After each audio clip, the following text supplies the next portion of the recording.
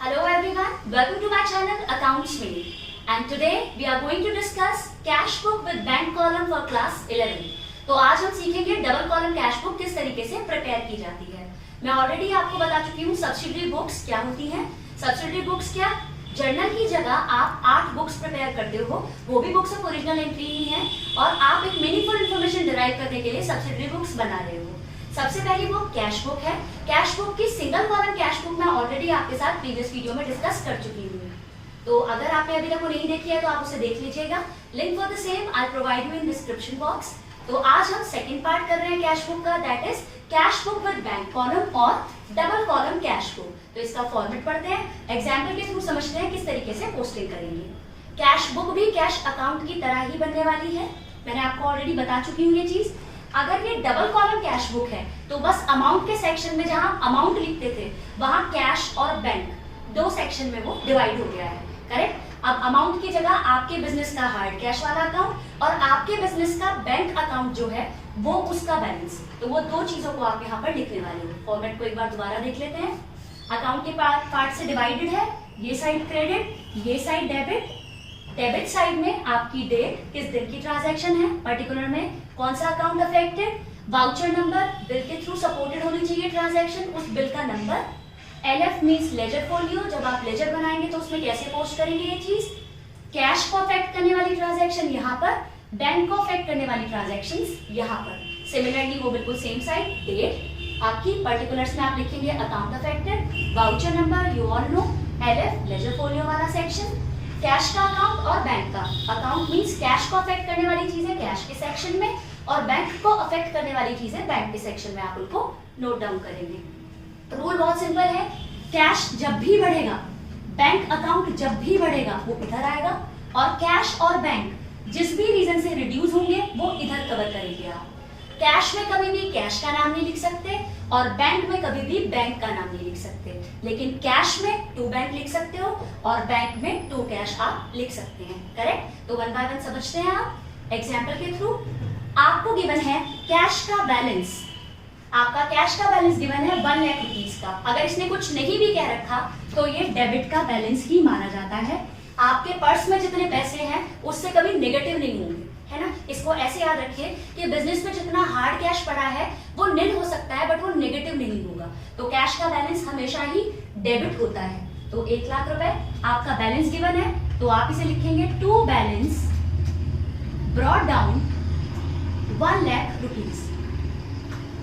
Bank का balance given है आपका क्रेडिट। अगर ये कुछ नहीं होता तो बैंक का डेबिट बैलेंस होता और उसको भी मैं यहीं पोस्ट करती, लेकिन यहाँ स्पेसिफिकली मेंशन है बैंक का क्रेडिट बैलेंस। बैंक का क्रेडिट बैलेंस हो सकता है क्योंकि बिजनेसमैन को ओवरड्राफ्ट करने की फैसिलिटी होती है। तो बैंक का अगर आपका नेगेटिव का बैलेंस है तो उसे क्रेडिट बैलेंस बोला जाएगा, और वो 20,000 है तो आप उसे कहाँ लिखेंगे, by balance brought down in bank 20,000। Clear. Hopefully आपको बैलेंस कैसे पोस्ट करते हैं समझ में आ गया। अब सेकेंड पॉइंट देखते हैं, गुड्स सोल्ड रुपीज 50,000। आपने 50,000 रुपए के गुड्स सोल्ड किए तो कैश आया होगा।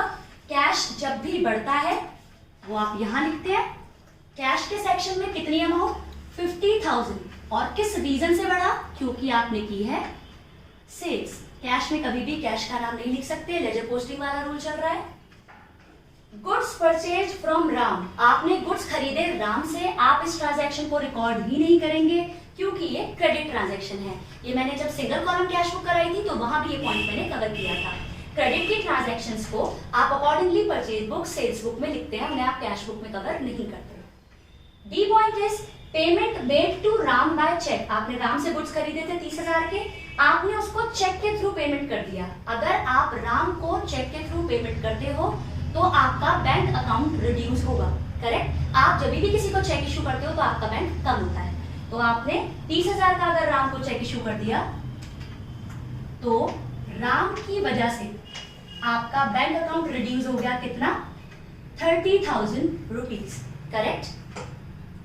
ई point is cash deposited into bank. बहुत अच्छा पॉइंट है, और इस चीज को, ये भी होगा खैर अभी आगे उसको भी कवर करेंगे, मैं कलेक्टिवली इन्हें लिख देती हूं। इन एंट्रीज को कॉन्ट्रा एंट्री कहा जाता है, correct. Cash deposited into bank मतलब आपने अपने बिजनेस का हार्ड कैश अपने बैंक अकाउंट में, बिजनेस के बैंक अकाउंट में डिपॉजिट कर दिया। तो ये ऐसी ट्रांजैक्शन है जो कैश बुक की बोथ साइड्स को अफेक्ट करती है। करेक्ट, ये कैश बुक की दोनों साइड्स को अफेक्ट करती है। कैसे? आपने कैश अगर बैंक में डिपॉजिट करा तो कैश बढ़ गया, सॉरी, अगर आपने कैश बैंक में डिपॉजिट करा तो कैश रिड्यूस हो गया और आपका बैंक बढ़ गया। करेक्ट, अब इसको कैसे पोस्ट करेंगे देखते हैं। 60,000 का कैश आपने बैंक में डिपॉजिट करा तो आपका बैंक बढ़ गया 60,000 से। क्या नाम लिखेंगे बैंक में? To cash. और आपका कैश रिड्यूस हो गया 60,000 से, नाम क्या लिखेंगे? By bank. और ऐसी एंट्रीज को एलएफ के सेक्शन में सी लिखकर आप रिप्रेजेंट करते हैं कॉन्ट्रा एंट्रीज को। सो कॉन्ट्रा एंट्री क्या है? जो कैश बुक की दोनों साइड को एक पर्टिकुलर पॉइंट पर अफेक्ट कर जाती है। अगर आपने कैश बैंक में डिपॉजिट करा तो बैंक बढ़ गया और कैश रिड्यूस हो गया, और एलएफ के सेक्शन में सी लिखकर आपने उस एंट्री को रिप्रेजेंट कर दिया कि ये आपकी कॉन्ट्रा एंट्री है।